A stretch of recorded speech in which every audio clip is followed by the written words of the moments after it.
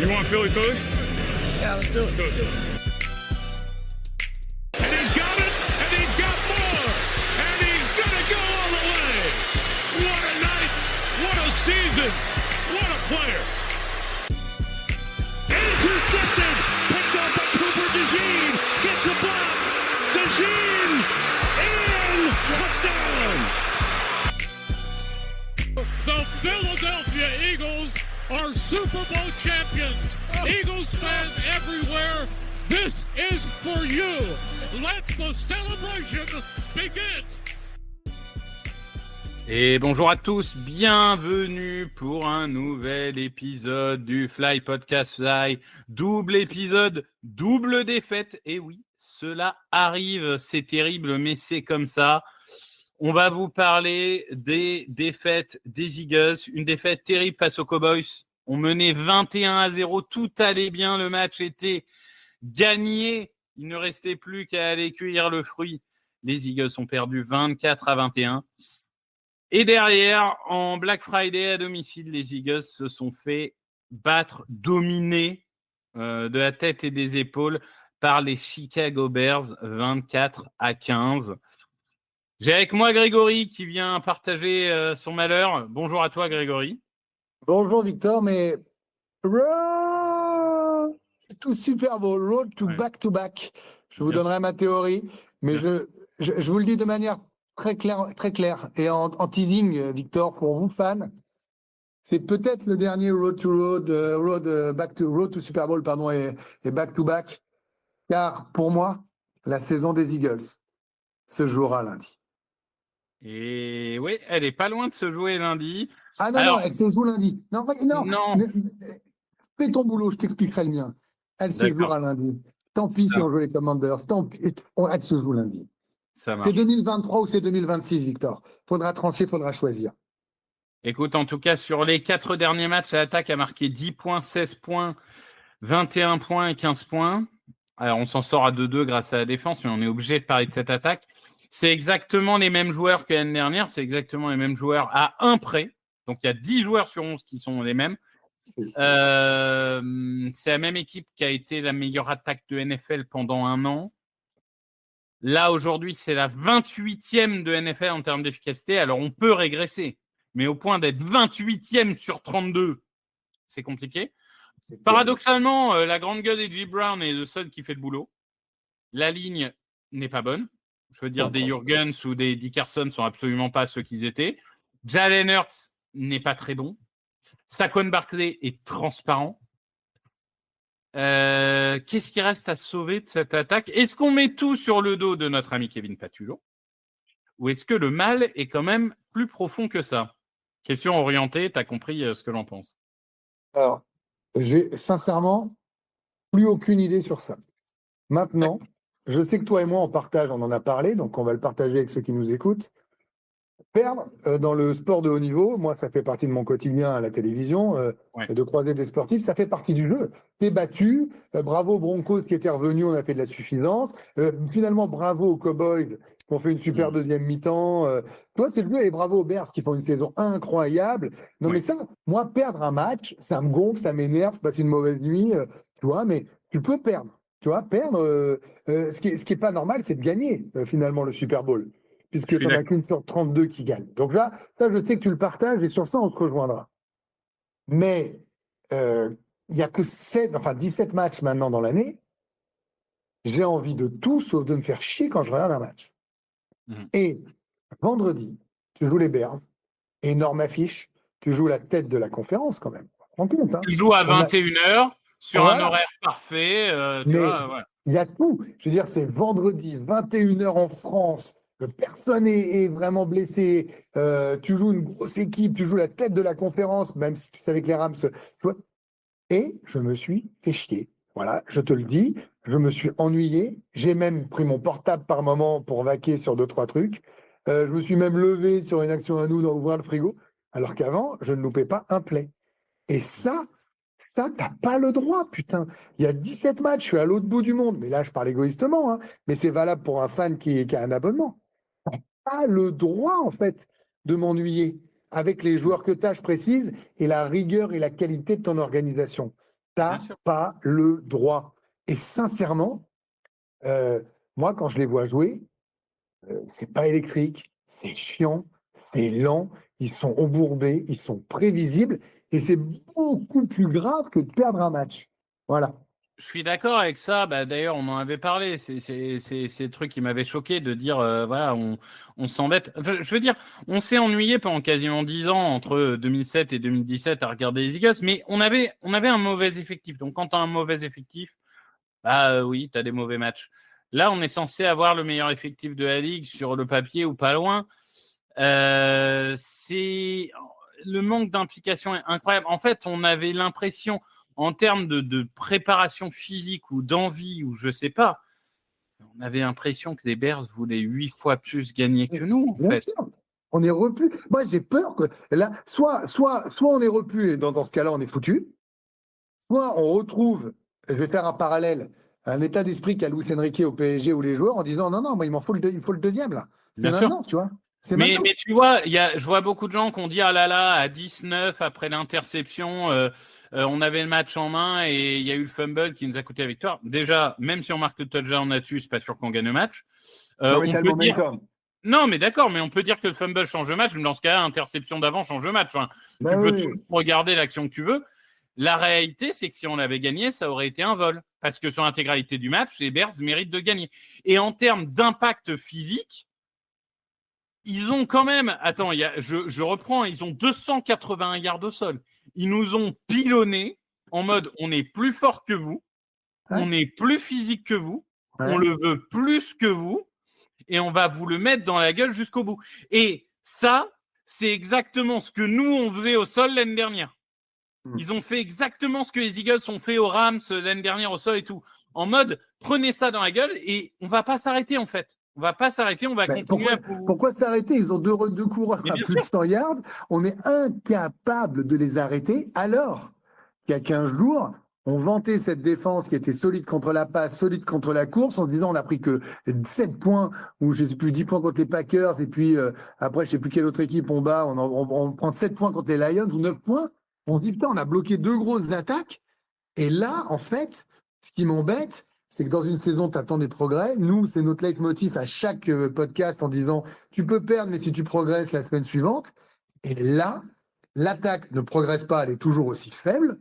Et la défense a régressé, nettement, depuis à partir des 2 dernières minutes du deuxième quart-temps du match à Dallas, tu as une défense qui attaque les SMIC. Oui, et après, tu as l'interview de Sirianni en mode non, mais on va tout revoir, on va progresser, on va changer. Tu sais, moi, j'en ai marre. On a tous eu à un moment dans notre vie, que vous soyez un homme ou une femme, vous avez tous eu à un moment ce partenaire de vie qui, tous les 15 jours, vous disait qu'il allait changer, tu sais. Non, mais tu sais, je vais changer, machin. Non, t'es pas en train de changer. Tu refais les mêmes conneries toutes les semaines et tu te trouves des excuses toutes les semaines. C'est ça qui est en train d'arriver, en fait.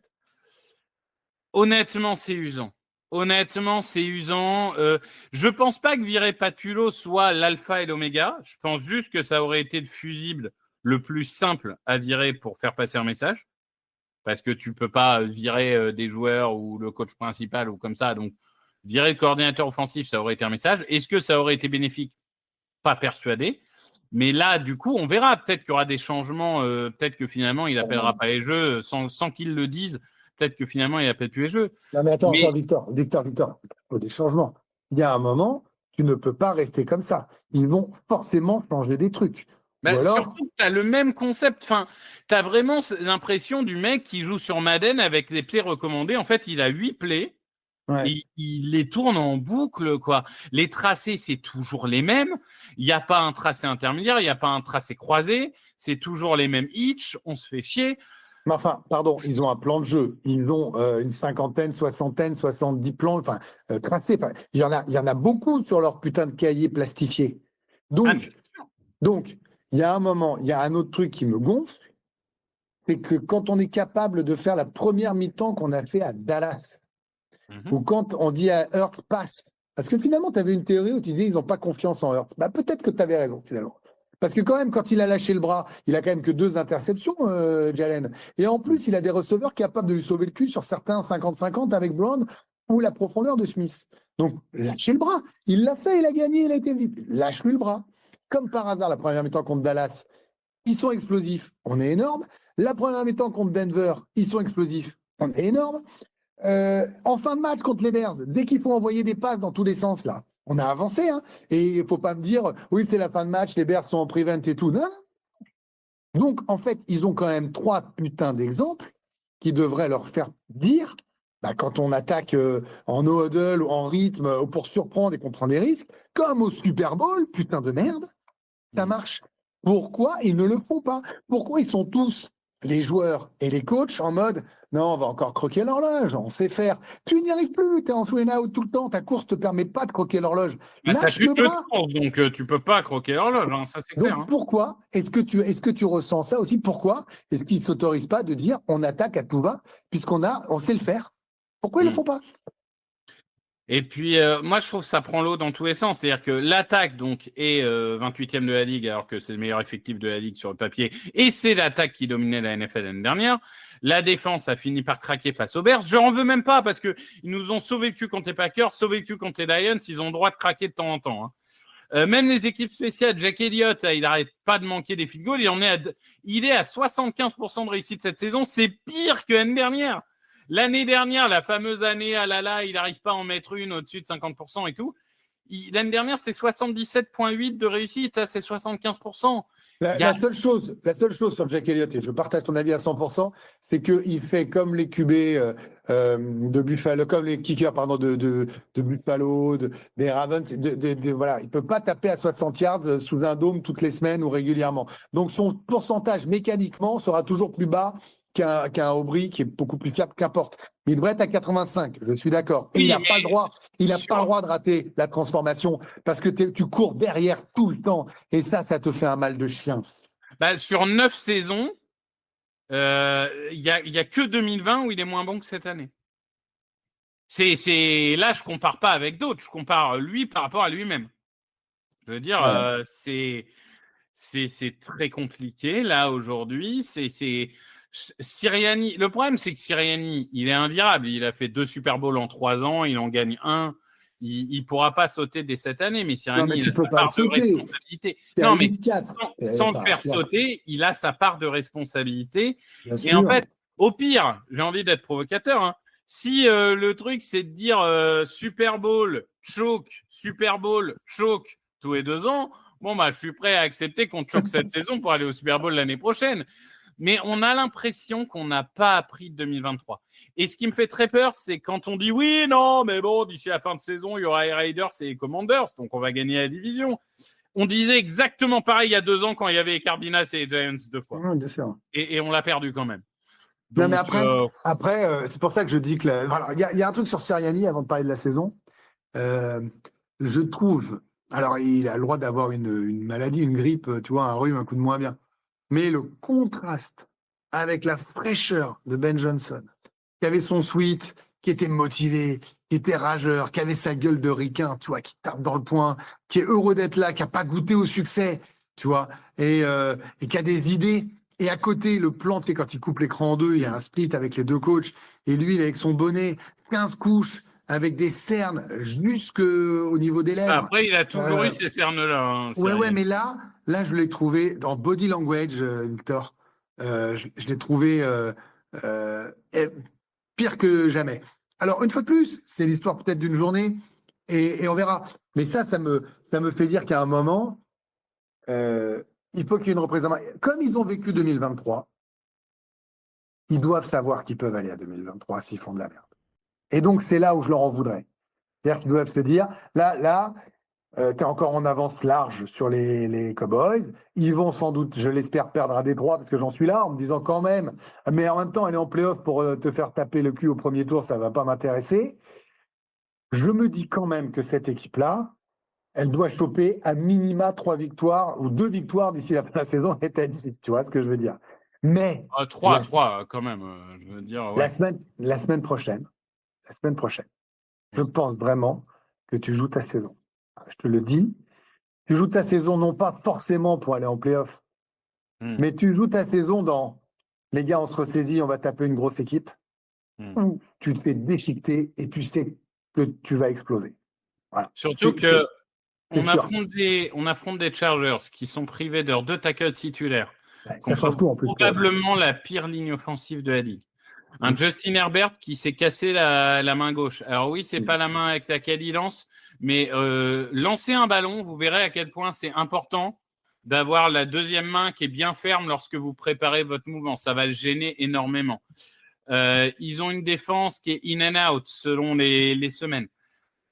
Je veux dire, c'est même pas une grosse équipe. C'est une équipe qu'on doit prendre sur le papier, en fait. Non, mais c'est totalement une équipe où, si tu gagnes en faisant un bon match, tu vois, et tu sais ce que c'est un bon match avec ces Eagles? C'est ce que j'ai pas vu depuis le début de l'année, Victor. C'est son demi-temps cohérente. C'est-à-dire que soit on joue... Deuxième match, les Giants. Allez, mais c'est les Giants en face. D'accord. Donc, Okay. Mais tu te rends compte? C'est-à-dire que même quand on mène 17 ou 21-0, je me dis on peut se faire reprendre parce que j'ai aucune certitude que cette équipe est capable d'aller en mettre un autre. Je ne demande même pas 4 cartons. Tu sais quoi? Je demande 3 cartons. C'est-à-dire, comme on faisait avant, même si on ne marquait pas en premier, on faisait un deuxième ou un troisième qui changeait tout et après on contrôlait le temps en quatrième. C'était ça, notre force.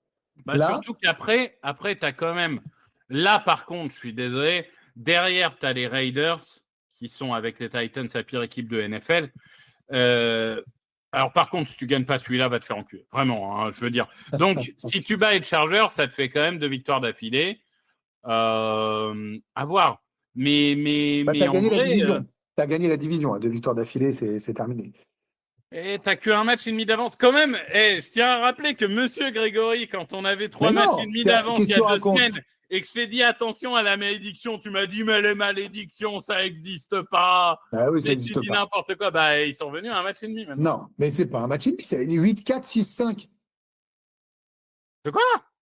On est à 8-4, ils sont à 6-5. Oui, ils sont à 6-5-1. Donc on c'est a pas un match et demi. Ah si. Puisqu'il y a une victoire qui est une défaite et il y a une victoire qui est un match nul. Donc ils sont à un match et demi de nous. Attends, la semaine prochaine, on gagne. 8-5, eux, ils sont à 7-5-1, à 1,5. Ah oui, d'accord. Oui, mais enfin, le 1 match et demi, il faut qu'ils aient joué à Détroit et ils ont quand même ce demi qui leur fait mal. Non, y a aucun on est tous supporters des Lions cette semaine. Hein. Oui, bien sûr. Tous... Mais d'un autre côté, on ne devrait pas, entre guillemets, être supporters des Lions parce que si on fait le boulot et qu'on gagne tous nos matchs sauf les bis, ce qui normalement, vu notre niveau, devrait être le cas, eh ben, on devrait pouvoir gagner la division sans ça. Mais à voir. Non, mais après, le truc, c'est que moi, je pense que tu joues aux Chargers. Et si jamais ils nous refont la même prestation que contre les Bears, que les Cowboys, en fait, il y a 2 matchs. La première mi-temps qui est super, en défense, en attaque, et la seconde mi-temps qui est cataclysmique. En attaque, principalement, d'ailleurs. Mais s'ils refont le même match que contre les Bears, là, je te dis qu'ils ne pourront pas se relever. Voilà, moi, je vous le dis, je suis l'optimiste de la bande. S'ils font le même match contre les Bears, contre les Chargers, et qu'on perd, c'est-à-dire qu'ils n'ont rien adapté, rien ajusté, ils restent dans leur ministrose, c'est fini. Tu ne pourras pas t'en relever. Tu ne pourras pas t'en relever. Voilà, c'est simple. Donc, c'est pour ça que je disais, c'est peut-être le dernier Road to Super Bowl, back-to-back, parce que franchement, le match de la semaine prochaine, c'est à la vie et à la mort. Soit tu step up, tu montres que tu es un champion et tu vas marquer un grand coup, tu vas gagner, soit tu es dans la sauce. On rappelle que ça sera le match du Monday Night, puisqu'évidemment, autant faire de ce match le moins regardable possible. Donc, la nuit du lundi au mardi, on a tous envie de se lever à 2h du mat'. Quoi. Vu que c'était le plus regardable vendredi, tu as vu le résultat, autant qu'on gagne dans le moins regardable. Hein. Ah, pour les Américains, c'est regardable, ça reste un prime time. Là, je parle pour nous, je parle pour nous. Ouais, certes. Tu vois, si je me lève, parce que je ne vais pas me lever, je te le dis, mais quand je me réveille pour voir le résultat et que je vois qu'on a gagné, ça m'ira. De toute façon, toi, quand tu te lèves, en vrai, c'est à mi-temps, non? Moi, quand je me lève, j'ai le 23e. Ouais. Et donc, parfois, je me dis, je regarderai en intégralité dans la foulée ou, parce que comme j'ai les scores qui apparaissent en push, si je me suis mal réveillé, que je le prends dans la tronche au moment où, tu vois, où j'avais le portable, je le finis, quoi. Bien sûr. Je comprends ça. Je sais pas quelle tactique je vais adopter, mais ça risque d'être peut-être un réveil à 5h et le rattraper doucettement. On verra. Ouais, une stratégie. Ok, bon, contrairement à toi, je commence à travailler à 8h et pas à 6h, donc forcément, j'ai un peu plus de flexibilité. Merci Grégory. Un petit prono pour les Chargers, du coup, quand même? Victor, qu'est-ce que je fais, Victor? Je sais pas. Moi, j'ai Qu'est-ce mis que un je fais, Victor? 21-20 parce que je suis pas inspiré. Je mets les Eagles par principe, tu vois. 21-20. Qu'est-ce que je fais, Victor? Victor, je suis en panique. Tu Je vais fais pas mettre le les Eagles. 43-17. Hein, Je vais mettre les. Non, je vais mettre les Eagles parce que j'ai envie d'y croire, parce que je suis supporter et parce qu'il y a un moment, ces gars-là vont pas me décevoir toutes les semaines. Tu peux Et est-ce mettre que un je crois que l'attaque va se mettre un coup de pied au cul et que on va les torcher? Bien sûr, Victor. Je pars sur un 34-13, Victor. Bien sûr, évidemment. Et la marmotte, elle met le chocolat dans le papier d'alu. Mais si on perd 17-14, Victor, je peux aussi dire que les pensées fort. Exactement. Bon, c'est sur ce semi-optimisme qu'on se quitte. On essaiera, du coup, je sais pas quand on va faire le podcast, ça va être compliqué avec le lundi soir. Bon, on va se débrouiller. Vous avez vu que cette saison, on fait au mieux. Hein. On fait 2 par 2, mais bon. Mais on y arrive. On y arrive. Et puis, évidemment, profitez bien et passez une très bonne semaine. Salut à tous. Ciao. Open with a throw and a pass picked off by Dawkins. Brian Dawkins with the interception. And Dawkins is down to the 10.